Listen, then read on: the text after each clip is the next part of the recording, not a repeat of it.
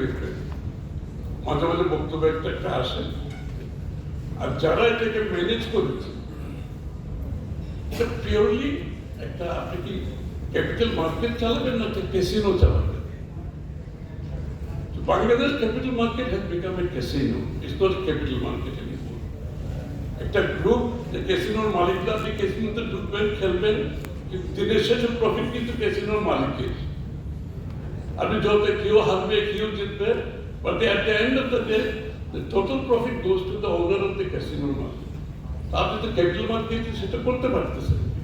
বাংলাদেশে এটা কিন্তু এই ব্যাপারটা বিশেষ করে বসেছে গত 15 বছর।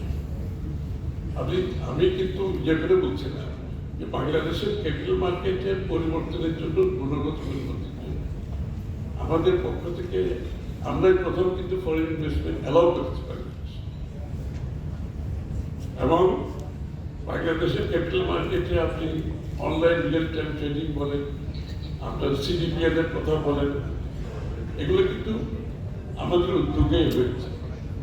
আপনি দেখবেন বিএনপি 2-3 রিজিমে ক্যাপিটাল মার্কেটে কোনো সময় ইনস্টেবিলিটি আসেনি, অস্বস্তি আসে না, ফিনান্সিয়াল মার্কেটে কোনো অস্বস্তি আসেনি।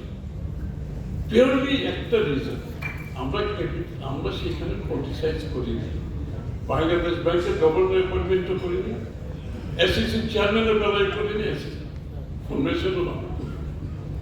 যে কারণে আপনি দেখবেন বিএনপির পুরোটা ক্যাপিটাল মার্কেটে কোনো ধরনের এই যে ডিব্যাকেলগুলো হয়েছে কোনো সময়, ফিনান্সিয়াল সেক্টর কোনো সময় ডিব্যাকেলের করবে।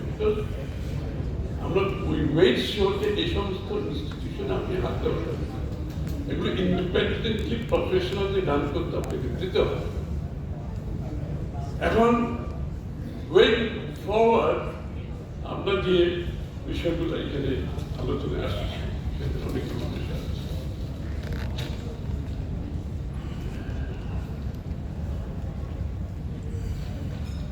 সেলফ রেগুলেশনের কথা বলছি,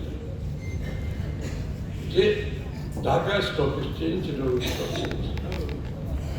তাদেরকে আপনি ক্যাপিটাল মার্কেট যদি আপনাকে এফিসিয়েন্টলি চালাতে হয়, প্রফেশনালি আপনি যে ডেলিগেটেড সেলফ রেগুলেটরি প্রসেসে আপনাকে যেতে হবে, আপনাকে ডেলিগেট করতে হবে।